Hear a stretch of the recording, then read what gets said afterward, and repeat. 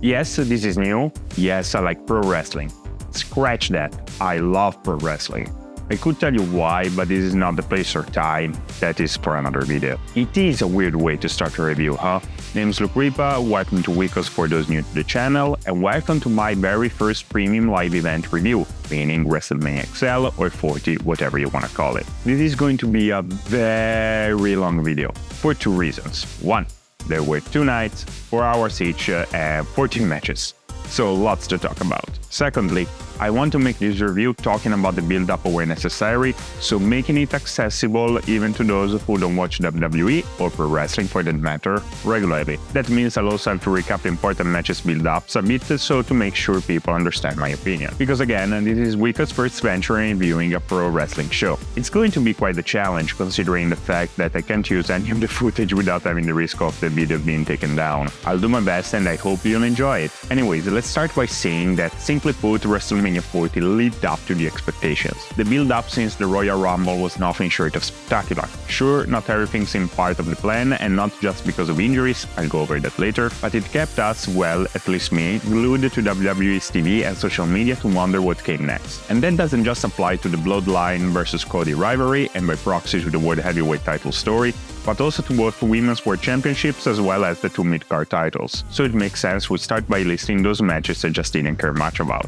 Least interesting was definitely the Philadelphia Street Fight, to which they added Bubba Ray Dudley as special referee out of the blue with no prior announcement. It was a fun match, and it's great all the ones involved got to be a WrestleMania, but at the same time not only the story leading up to it wasn't interesting, but both teams also needed a win for credibility. Predictably, Bobby Lashley and the Street Profits were victorious, but at this point, despite the presentation Karrion Kross has been a sore loser, and the Authors of Pain seem to have left the terror that came with their name back to their NXT days. Another not so interesting match was the 6-women tag team match, which saw Damage Control up against Naomi, Bianca Belair, and Jade Cargill. Even here, the build-up wasn't that interesting, but at least in mid-clear it was a match to showcase Jade Cargill.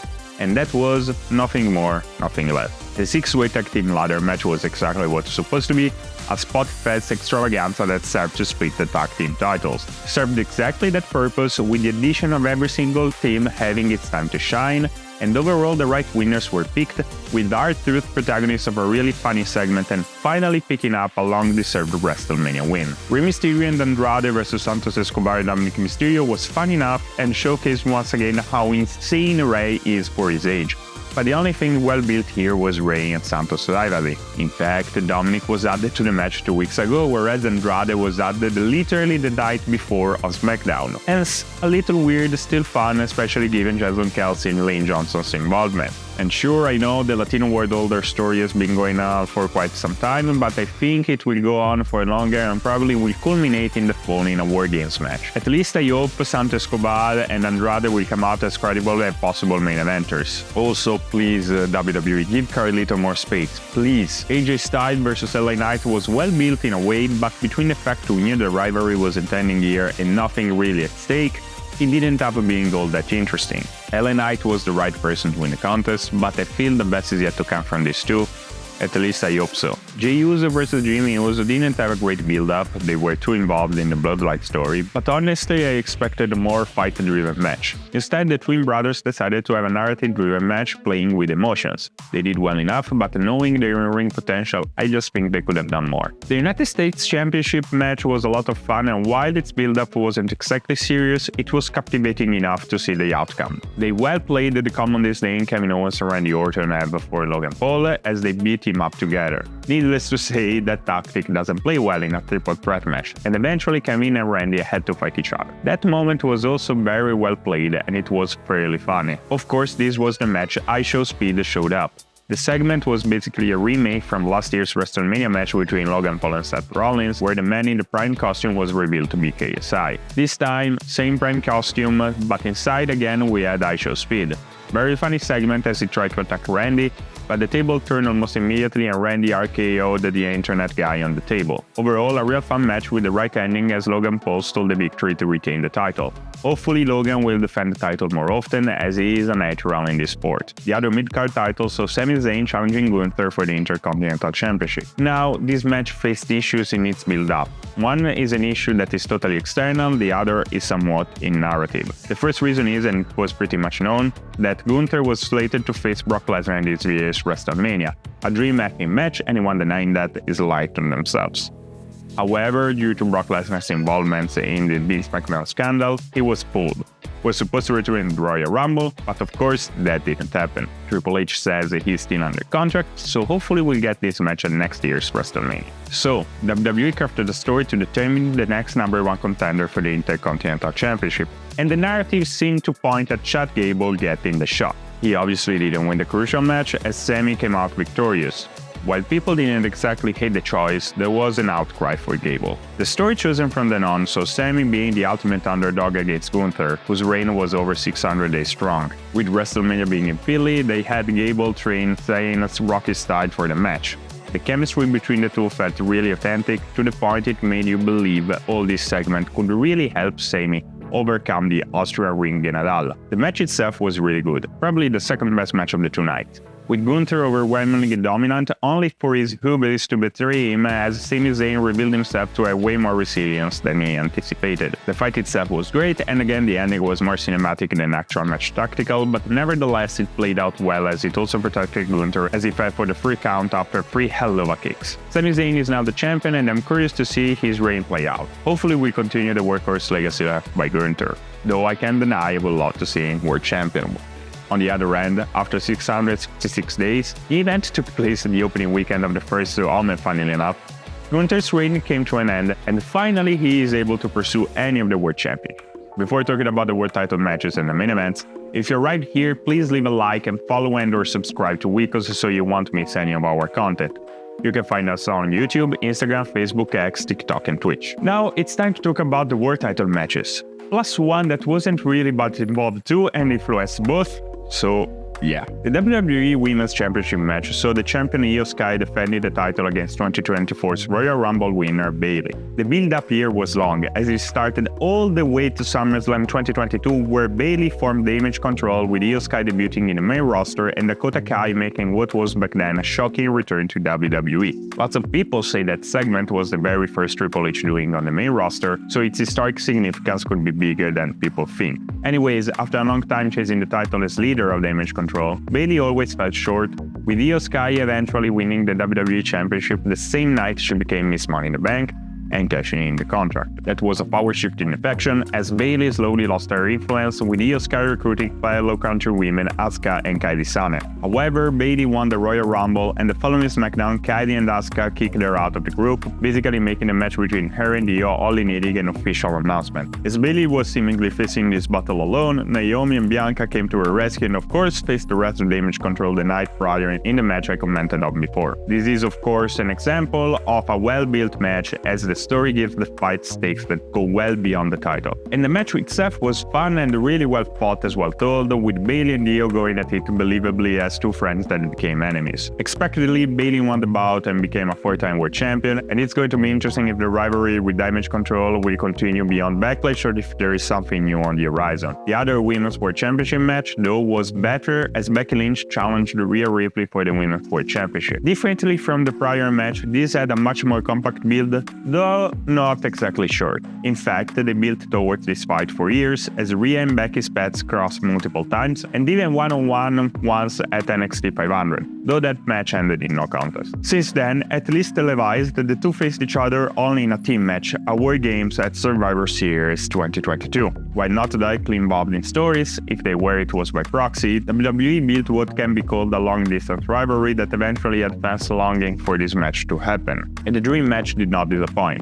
Becky and Rhea put on a masterclass of impressively paced wrestling, making a match where the result could go either way even more exciting. Rhea Ripley picked up the victory, retaining the title, holding at least a championship in Judgment Day, on Saturday at least. As for Becky, she obviously didn't get worried, as they built Rhea as an absolute beast since last year's win, but I guess we won't see her for a few months. Now let's talk about the main event of Night 1, as that directly influenced both the World Heavyweight Championship and disputed WWE Universal Championship bouts. As you know, The Rock made his return to WWE, not only on TV, but literally joined the TKO's WWE and UFC combined company board of directors. Anyways, when he made his not so surprising return on Raw Day 1, he ended his promo basically challenging Roman Reigns. Now, WrestleMania 39 ended with Roman Reigns going over Cody Rhodes because of interference, and WWE seemingly built built Cody's story to go for a rematch at WrestleMania 40. So it seemed weird, especially with the World Heavyweight Championship seemingly going for CM Punk challenging Seth Rollins. We guessed that the Royal Rumble would give answers, but no.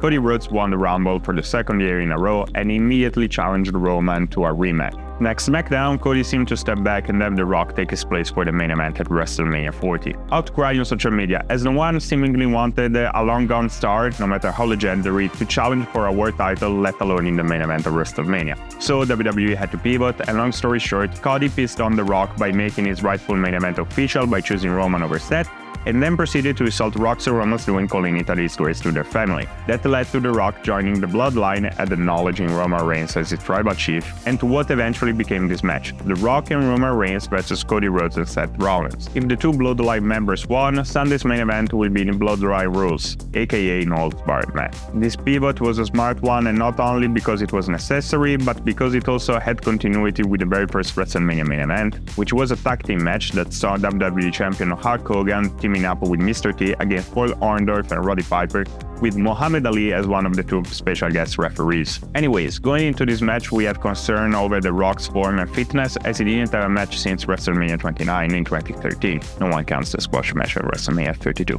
All those concerns were thrown out of the window.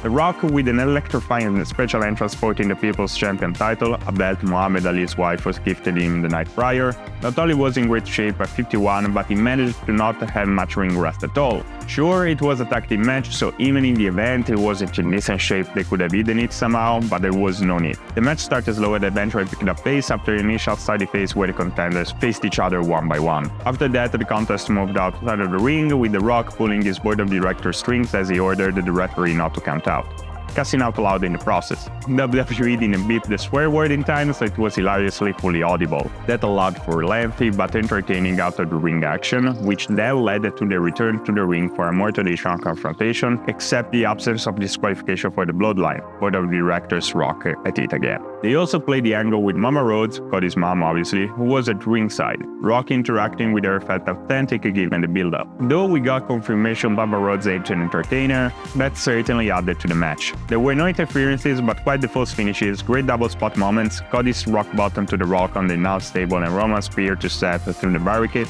both in a matter of seconds, and a superbly yet accidentally hit spear from Roman to Rock, which may very well seal the seed for a future rivalry. The Bloodline picked up the win after Rock hit the People's Elbow on Cody for the free count. The match wasn't a technical clinic at all, but was very fun and enjoyable, and again the Rock didn't look like someone who was away from the ring for 11 years. It was also a lengthy battle, clocking at 44 minutes and 35 seconds. The result, of course, Bloodline Rules, making Cody's life even harder. The match was also problematic to Seth Rollins as he injured his knee during it. That is a perfect seg to talk about the World Heavyweight Championship match, its background and what came to be. So this version of the World Heavyweight Championship is new. Seth Rollins is the inaugural champion, having it won by defeating AJ Styles last May at Crown Jewel in Saudi Arabia. Fast forward, after quite a number of defenses, Seth suffered a great tear in his MCL as well as a torn meniscus shortly before the Royal Rumble, making his presence at WrestleMania questionable. The build-up to that point was to have him face CM Punk in the WrestleMania Saturday main event, so that was up in the air, until it was absolutely not on the table at all when Punk tore his triceps after receiving a future shock DDT by Drew McIntyre during the Royal Rumble match. That is key, because that was played up for the story that then they decided to tell for the World Heavyweight Championship. Because, despite the series of issues, they pulled a great build-up, as first Drew McIntyre prided himself of injuring Punk, but also winning the Australian Elimination Chamber and becoming the #1 contender for the title of WrestleMania. WWE then decided to play up the rivalry between Punk and McIntyre during the match build-up, while still involving Rollins, who was also involved in the Bloodline Cody matter. That was super smart, as it made the World Heavyweight Championship still relevant, all while giving us all-time promos like the one at Raw in Chicago. All of these things also played out during the match. After two really entertaining entrances, Drew McIntyre was in no time and he hit his finisher, the Claymore, on Seth Rollins. Why wouldn't he? Rollins is injured and tired after going through a 44-minute war 20 hours before. Of course, Rollins kicked out and he will kick out on most of them. This obviously wasn't a tactical match, but a narrative-driven fight where most of it consisted of hard-hitting moves to again play upset Rollins' injury and fatigue. There was involvement with CM Punk here at commentary, but was limited to stirs, trash talk and whatnot. Drew also went to his family at ringside, picked up a phone and tweeted mid-match. Was very fun. Eventually, Drew McIntyre picked up the win after hitting Seth Rollins with a greater number of claymores. Drew McIntyre's celebrations was special as he generally held back fears. He won the Royal Rumble in 2020 as a face and was slated to defeat WWE Champion Brock Lesnar at that year's WrestleMania. Unfortunately, we all remember what happened to the World, so he did beat Brock Lesnar, but it was in an empty NXT arena at WWE's Orlando Performance Center. He was a great WWE champion, carried WWE through the pandemic, and deserved to win a championship in front of the audience, especially after putting over Roman at Clash at the Castle in Wales back in August 2022. I was there. Terrific event, a terrific main event.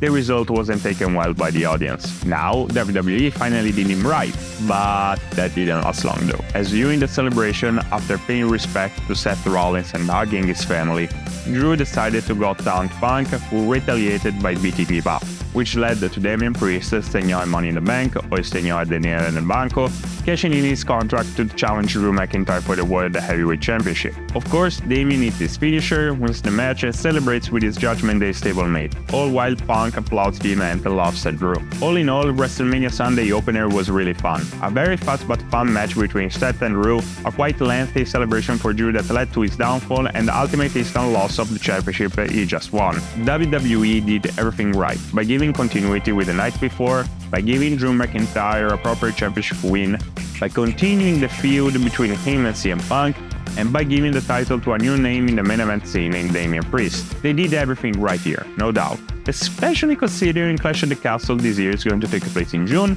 in Glasgow, Scotland, Drew's hometown. Now it's time to talk about the main event. Oh boy, the stuff of dreams. So, Cody Rhodes challenges Roman Reigns for the undisputed WWE Universal Championship. Bloodline rules, anything goes, and interference is legal. After a very well-crafted video package featuring Kenny Omega and Young Bucks, and two absolutely epic entrances, the two future Hall of Famers finally clashed. And yes, this time around they put on a fight clinic with a very well-planned low start, and very engaging back and forth between the two.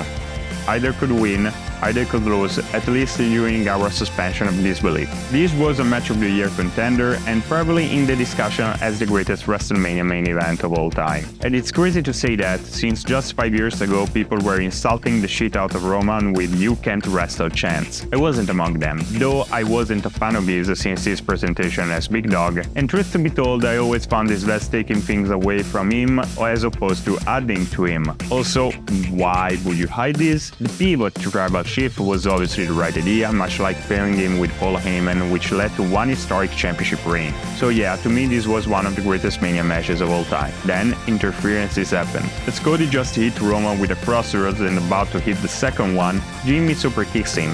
In aid of Cody, his brother Jay emerged to even the odds, and the two battled it out on the stage, with Jay taking out Jimmy for good with a huge spear off the ramp. Then, Solo Sikoa interfered, remaking the ending of last year's WrestleMania main event, where he hit Cody Rhodes with Samoan Spike, which led to Roman hitting the match-winning spear. However, this time Rhodes kicked out of the same thing. As Solo Sikoa grew in frustration, John Cena, who in storyline was taken out of action months ago by the Bloodline, came to the rescue, cleaning the ring from Solo and hitting an attitude adjustment on Roman, and then do it again out of the ring on Solo, but on a commentary table. As John combs his long hair, it's still weird to see him like that after more than a decade of buzz cuts. The Rock comes out, meets his long rival Cena in the ring and takes him out instantly with a rock bottom. As the final boss is about to hit Cody with his Mama Rhodes weight belt, the Shield music and Titan Run hits. It was Seth Rollins, who in Shield attire tried to sneak in the ring with a chair to hit Rocky, but Roman took him out with a Superman punch. As Rock once again is about to hit Cody with a weight belt, a bell tolls, and the lights go out. A bell tolls again, and the lights come up. The Undertaker is behind The Rock, who takes a while to realize the dead man ain't coming from the stage. In this moment, I have to be honest, I marked the F up. Rocky turns around and chokeslam. The Rock is out. Bell tolls, lights out, lights come back, Taker in there, Rocky in there. but 3 men and the chair are. Roman is the first to stand up and picks up the chair. Cody and Seth are using the rope to slowly take 10 steps up, and Roman is faced with the choice of who to hit. And here is where great storytelling happens.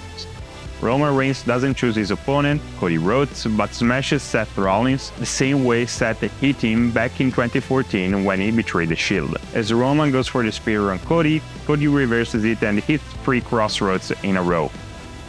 1, 2, 3. Cody finally finished the story, ending Roman Reigns' record-breaking reign of 1,316 days as world champion. Something like this could happen only at WrestleMania 40. The celebration was huge too, as Rhodes was joined by his mother, his wife Brandy Rhodes, Randy Orton, CM Punk, Jey Uso, Sami Zayn, Kevin Owens, LA Knight, John Cena, Seth Rollins, Bruce Prichard, and Triple H. It all made it feel special. This, without a doubt, was the greatest WrestleMania ending of all time, at least for me. So, how much do I score WrestleMania 40? We had 2 great main events, 2 great nights of wrestling, and I honestly think both nights are equivalent, considering Sunday was inevitably more emotional. We had great entrances, great openings, with Triple H kicking off Saturday and Stephanie McMahon returning kicking off Sunday. By the way, WWE released a new music mix, please. The audience wasn't always as involved as I'd wish, but it was really cool, so I also honestly understand it. And how can we forget about the amazing Samantha Irvin absolutely killing it at announcing the matches? Great commentary too by all involved, especially Michael Cole, who almost went too far when Taker showed up. That's the holy Christ I will ever hear in my entire life. Great presentation, as usual for a WWE production, amazing talent showcase through and through, albeit not a sport based on competitiveness. Pro wrestling and pro wrestlers deserves everyone's respect for what they put on, whether in WWE or elsewhere. And the story, especially the main one this year, just hit right at the heart. In a way, I decided to make this review as a fan, thanking them, as this was really a love letter to pro wrestling and what it can narratively be. So yeah, I can't score it any less than a full 10 out of 10. I just can't. Yes, it's going to be the only 10 out of 10 on Wikos after Oppenheimer. I don't care. I really don't care. To me, it was that good. Let me know if you watch WrestleMania 40 and tell me if you agree with me or not, and if you are excited for the future of WWE. I am, of course, and thankfully I want them to stay up until 5 AM for the next 3 PLEs, as they are either in Saudi Arabia or in Europe. If you stuck around, thank you so much for watching this. I really appreciate it more than you possibly think. My name is Luke Reap, and I'll see you on Wikos.